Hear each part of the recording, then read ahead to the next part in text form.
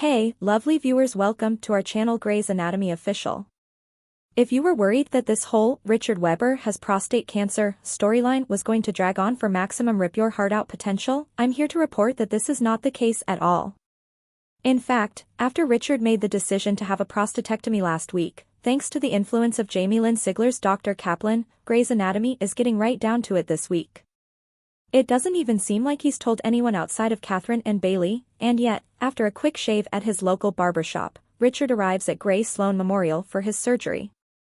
Catherine seems more stressed out about it than he does. She's replaced 3 of his nurses in just the past 30 minutes, but once Richard is under anesthesia and the surgery is underway, we learn that while he may not be overwhelmed by stress, he is overwhelmed by something else: guilt. Richard spends most of Fortunate Son in an anesthesia-induced dream. He wakes up in an barbershop, where first he runs into Curtis, a young man with stage 4 prostate cancer who Richard had met in reality back in pre-op. Curtis doesn't make it very long. But Richard isn't in this dream world for Curtis, although he does ask after him once he wakes up, but instead runs into someone he knows much more intimately, his own father. Mr. Weber himself is sitting in the next barbershop seat, and we quickly learn why he of all people would appear now. Richard's father died of prostate cancer. Up to this point, we haven't learned much about Richard's upbringing, but throughout this conversation, father and son talk about how Mr. Weber was stoic and slow to show his feelings and demanded the same of his son. When Richard's mother died, his father admonished him for getting upset and crying. Richard was only 10. But Weber men don't cry, which Mr. Weber repeats even now. Richard, apparently, was much too sensitive for his father's liking. This way of living, of never getting too close and definitely never sharing your feelings, wound up having some major consequences, and I'm not just talking about daddy issues to talk to your therapist about. When Mr. Weber got sick, he didn't talk to his son with the MD about it, and Richard may have noticed signs of symptoms, but he never wanted to broach a subject like that with his father.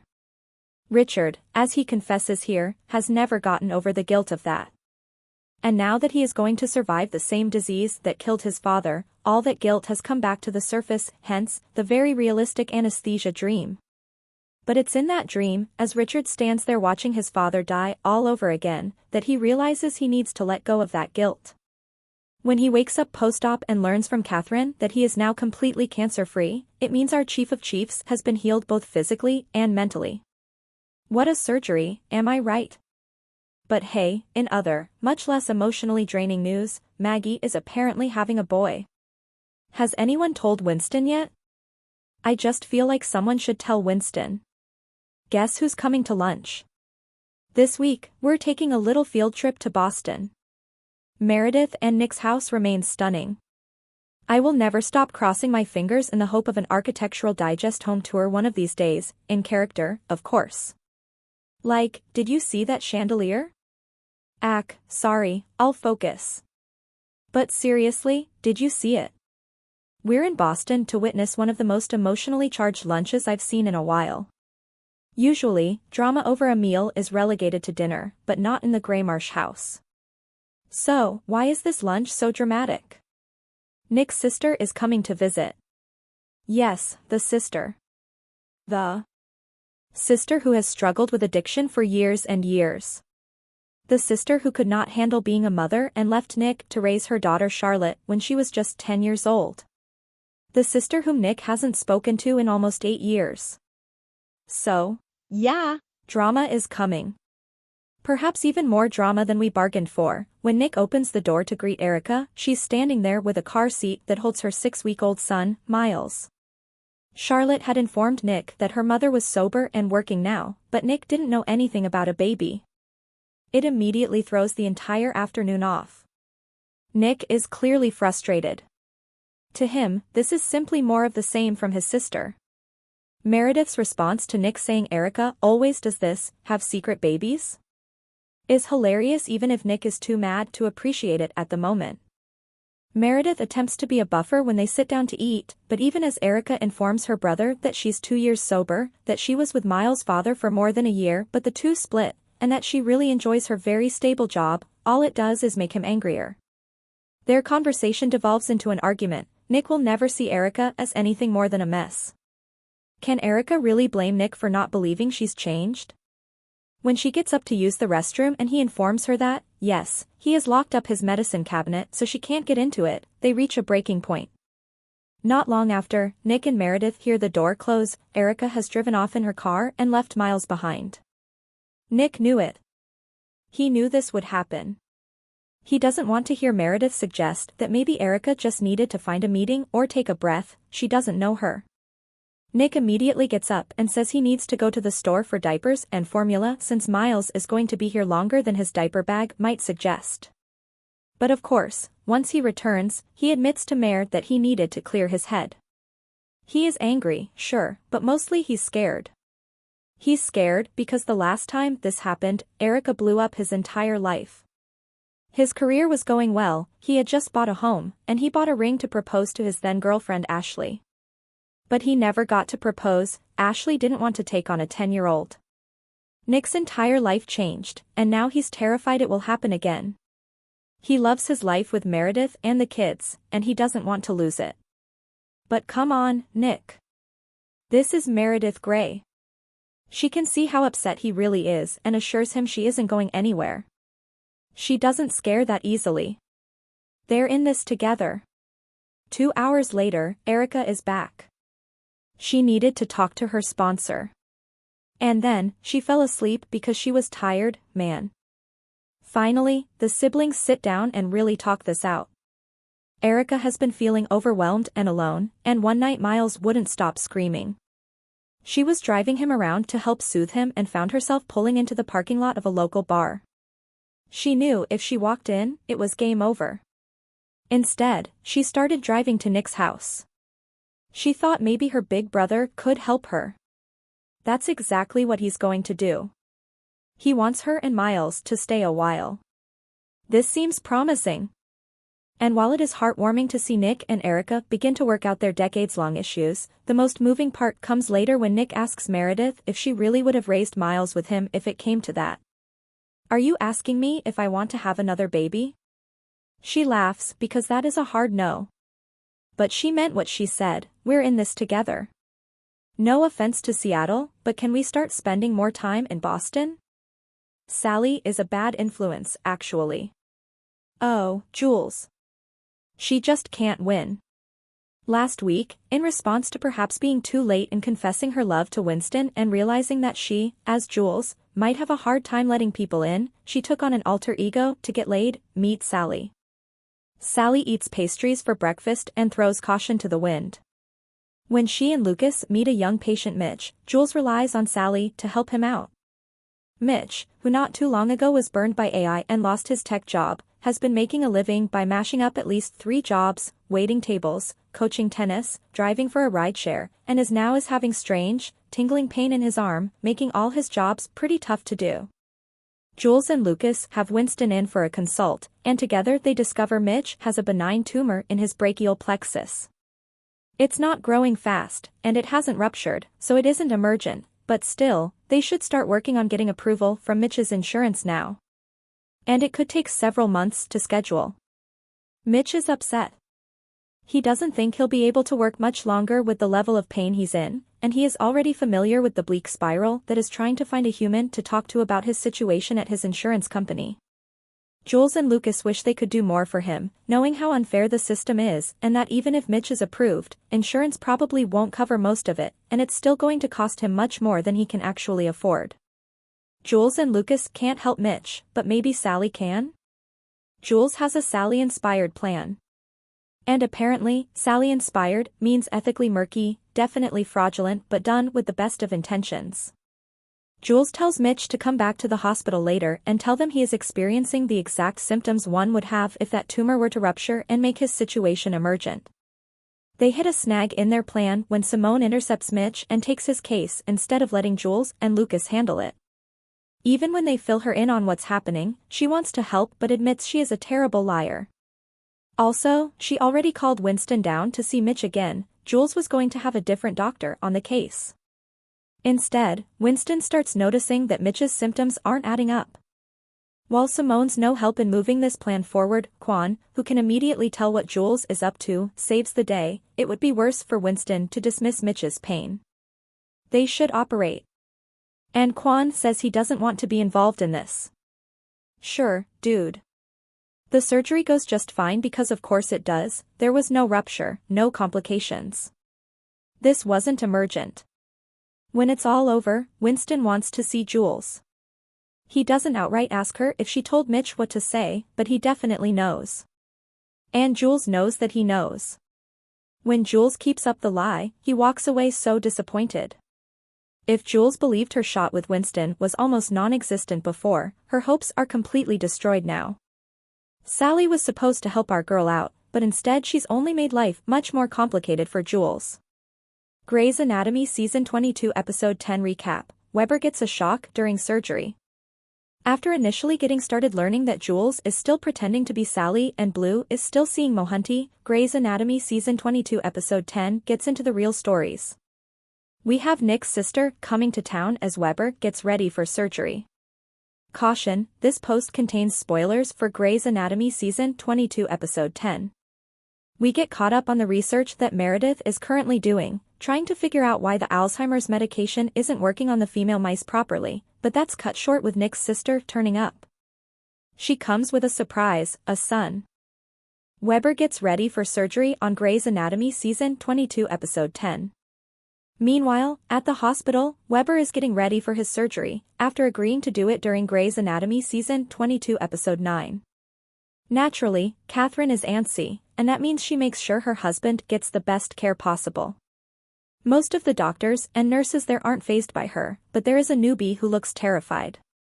While waiting, Weber meets a man, Curtis, who also has prostate cancer, but it has spread to his spine. He's going through treatments to be able to spend as much time with his kids as possible, and you just know that this is going to play on Weber's mind a little, and it's going to come up later. Meanwhile, Nick is shocked to find out that his sister has another child. Erica just seems to brush the shock off, and she even seems to just forget that she has another daughter, Charlotte, who Nick has raised. It's easy to see why he's getting so frustrated with her. Just how sober is she? In fact, we go into Weber's head while he's under general anesthesia. Nobody else is around, except Curtis. As Curtis collapses, Weber sees someone else in his mind, his dad.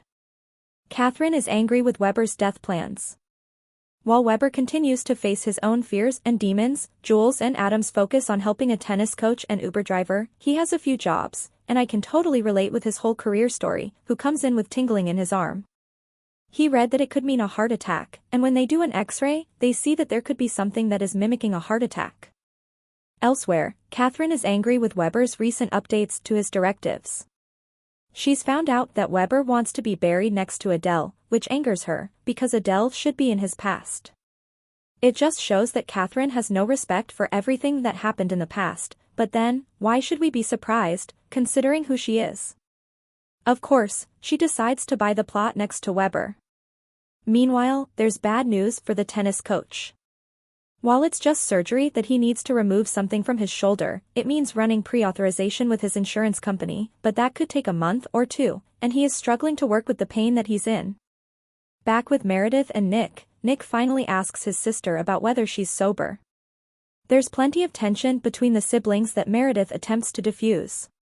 It's ironic seeing Meredith do this, when it was always Derek diffusing things between her and her sisters.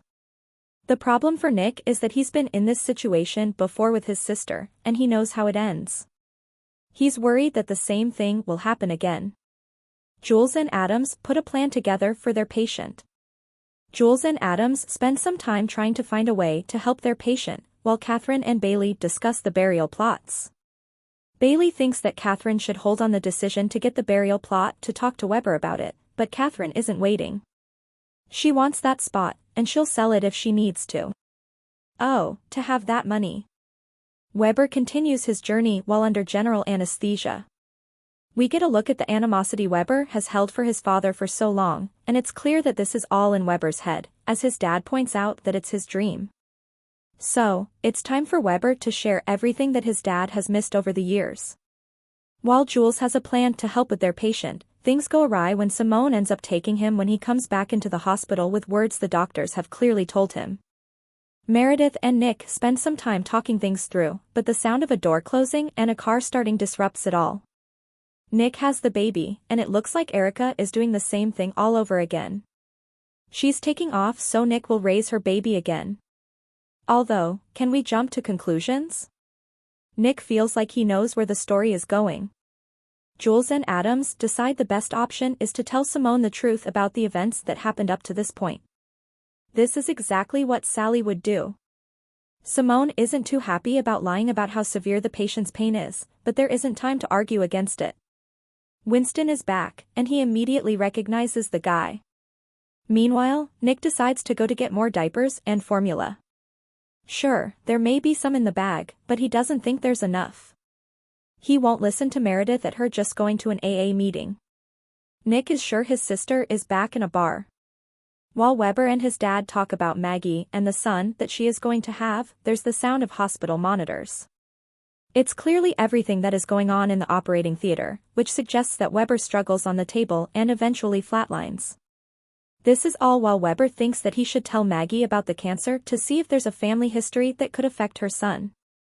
Despite Blue having no idea about what's going on, he does encourage Winston not to question the patient's pain. However, he also makes it clear to Simone that he won't get involved in whatever is going on. He's already in trouble from earlier in the season, and he's not going to end up in hot water again for the rest of them. I can't really blame him, but of course, the interns want to help their patients just like we saw with Meredith, Izzy, Christina, and even Bailey. We get to the root of Weber's dream on Grey's Anatomy. Meredith and Nick face their first real fallout since getting together officially. Meredith points out that Nick needs to stop reacting, but the full truth of the past comes out. Nick was planning on proposing to his girlfriend when Erica left Charlotte with him, and that girlfriend left because having a 10-year-old wasn't in the plans. He's worried the same thing will happen with Meredith, but Meredith isn't his former girlfriend, and they are in very different parts of their life. Erica ends up turning back up, though, so maybe this isn't a repeat. In surgery, Winston sees that the symptoms don't match what he's seeing in the patient. It doesn't take long for Winston to realize that Jules is up to something, and while he will help the patient, he wants to speak to Jules.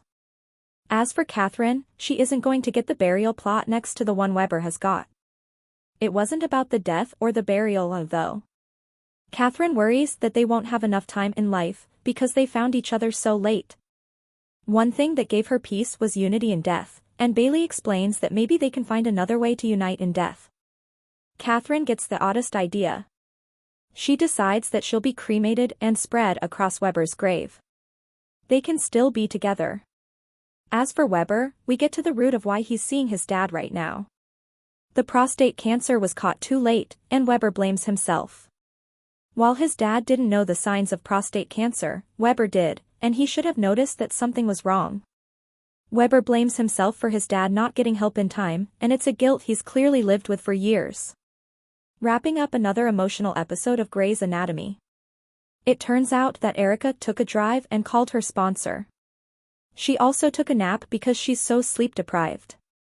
Rather than listening to Erica, Nick starts to argue with her, but it leads to her admitting that one night while driving around to get her son to sleep, she ended up in the parking lot of a bar.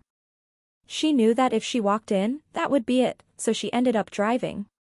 Nick's place was the only place that she could go. With the truth out, Nick calms down and takes a step back from the argument. It's time to actually talk, and they need to work things out to help Erica.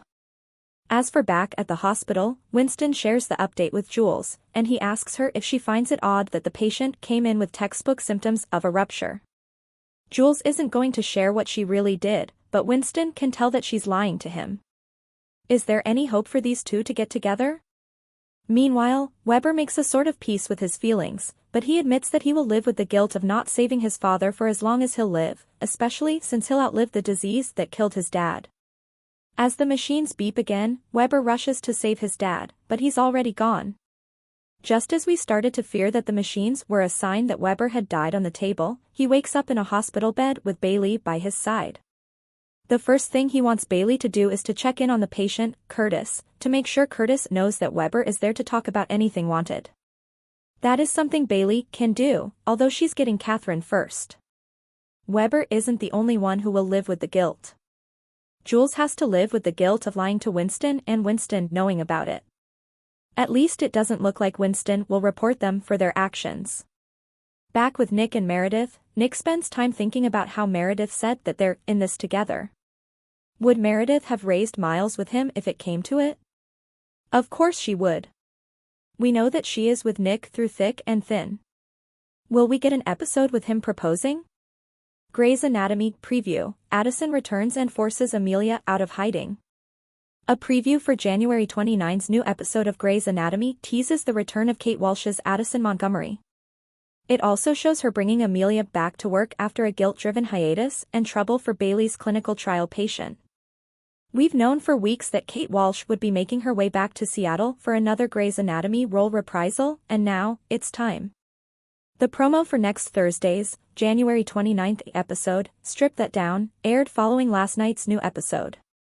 The teaser, embedded above, shows Addison Montgomery returning for a new patient case at Grey Sloan Memorial Hospital and forcing Amelia Shepherd to join her on it, too.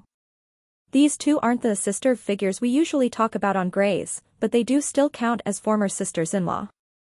Also, that means not only is Walsh returning to Grey's next week, but we'll finally see Katerina Scorsone back in action after a temporary hiatus from this season. Back in mid-October, at the end of the second episode of Season 22, Amelia went on sabbatical from Grey Sloan after the fallout from the hospital explosion and her guilt over not being able to fix the child whose mother caused the catastrophe. The child, Dylan, suffered from locked-in syndrome and will not recover, and Amelia was feeling grief and guilt over the death of her friend Monica Beltran, Natalie Morales, who was killed in the explosion.